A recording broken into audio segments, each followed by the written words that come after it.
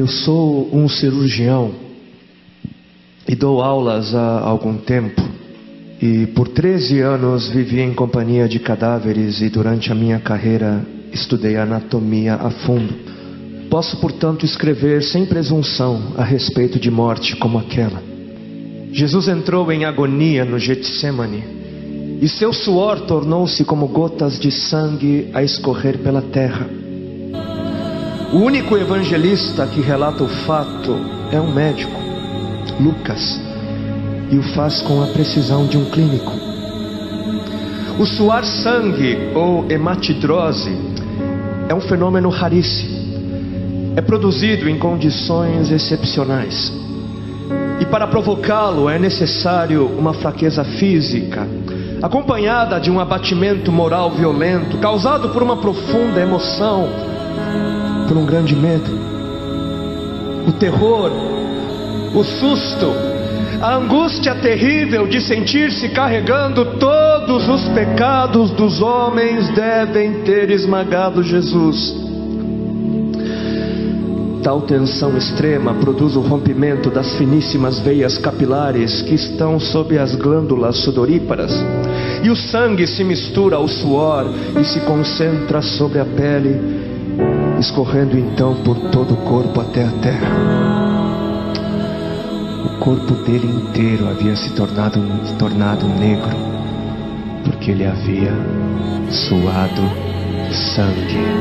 Só para os irmãos entenderem qual é o estado de espírito que leva alguém a suar sangue.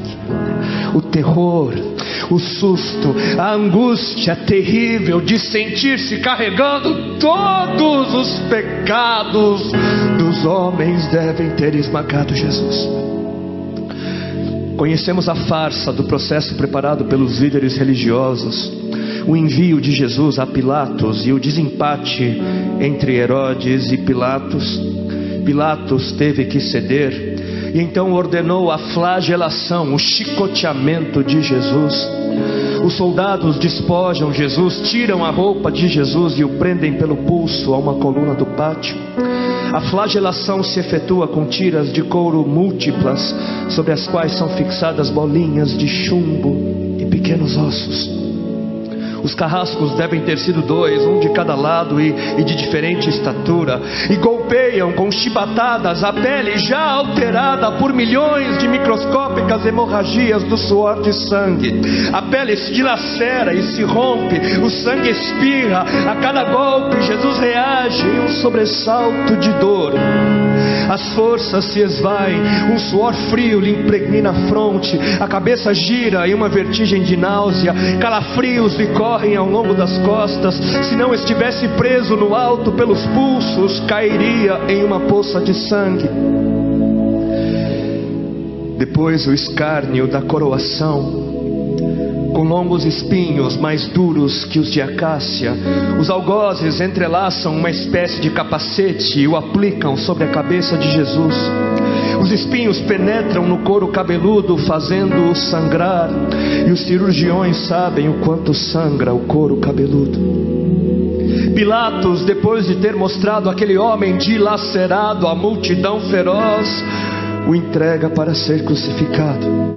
Jesus caminha com os pés descalços pelas ruas de terreno irregular, cheia de pedregulhos. Os soldados o puxam com as cordas. O percurso é de cerca de 600 metros. Jesus, fatigado, arrasta um pé após o outro. Frequentemente cai sobre os joelhos e os seus ombros estão cobertos de chagas, de ferimentos. Quando ele cai por terra, a viga lhe escapa, escorrega e lhe esfola o dorso. Sobre o Calvário tem início a crucificação. Os carrascos despojam o condenado, tiram a roupa do condenado, mas a sua túnica está colada nas chagas dos ferimentos, e tirá-la produz dor atroz. Quem já tirou uma atadura de gás de uma grande ferida percebe do que se trata.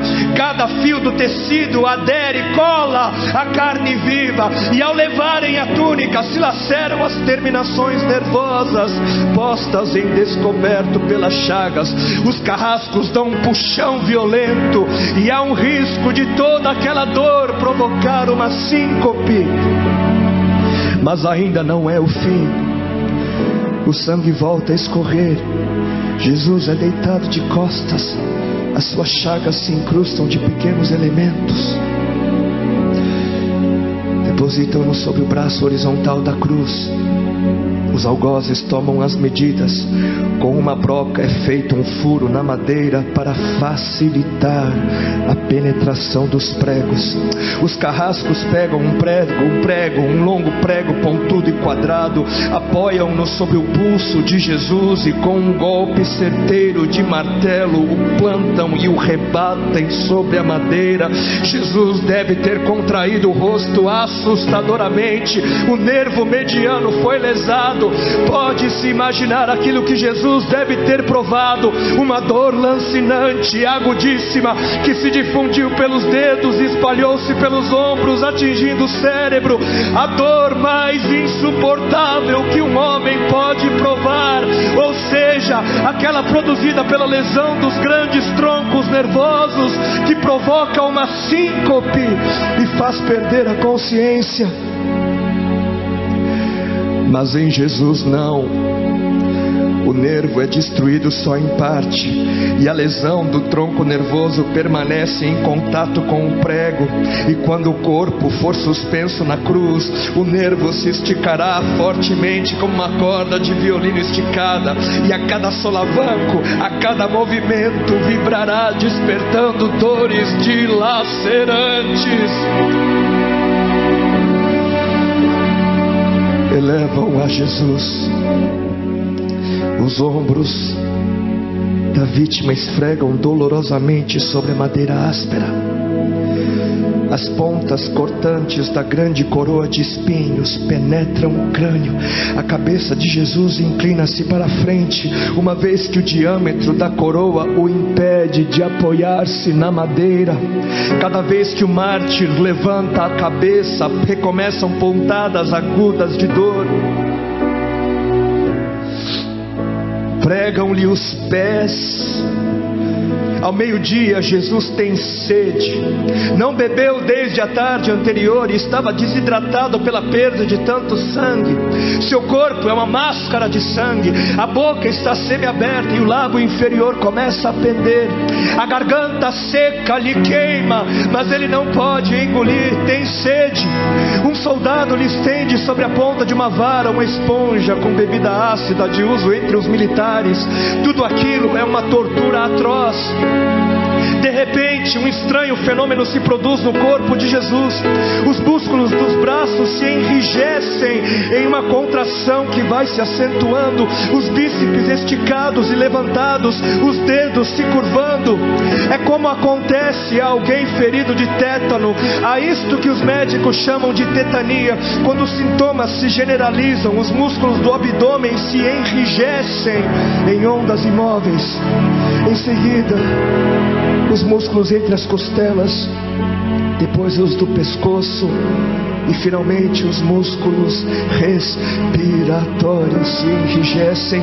A respiração se faz pouco a pouco mais curta. O ar entra, mas não consegue mais sair. Jesus respira com o ápice dos pulmões. Tem sede de ar como um asmático em plena crise. Seu rosto pálido pouco a pouco se torna vermelho, depois se transforma num violeta purpúreo. Jesus é envolvido pela asfixia. Seus pulmões cheios de ar não podem mais esvaziar-se. A fronte está impregnada de suor. Os olhos saem fora de órbita. Mas de repente algo acontece. De repente algo acontece. Lentamente, com um esforço sobre-humano, Jesus toma um ponto de apoio sobre o prego dos pés. Ele esforça-se a pequenos golpes. Se eleva aliviando a tração dos braços. Os músculos do tórax se distendem. A respiração torna-se mais ampla e profunda. Os pulmões se esvaziam e o rosto recupera a palidez inicial. Mas por quê? Por que este esforço? Por quê? Por porque Jesus quer bradar: Pai, perdoa-lhes porque não sabem o que fazem. E logo em seguida o corpo de Jesus começa a afrouxar-se de novo e a asfixia recomeça.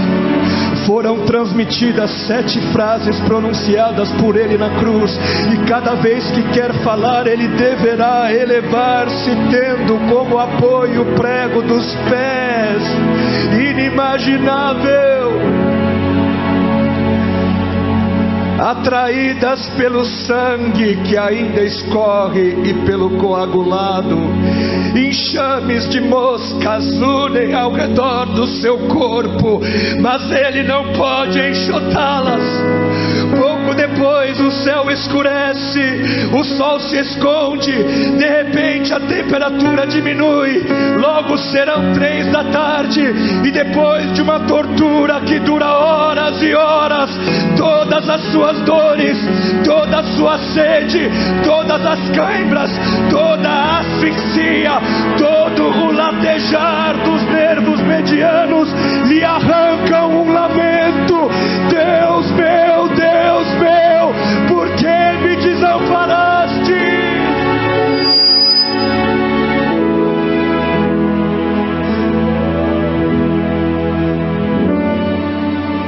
Jesus grita: está consumado!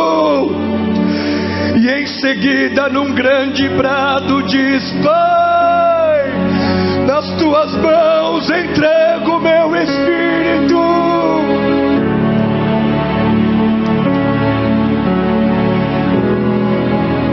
E morreu no meu lugar e no seu.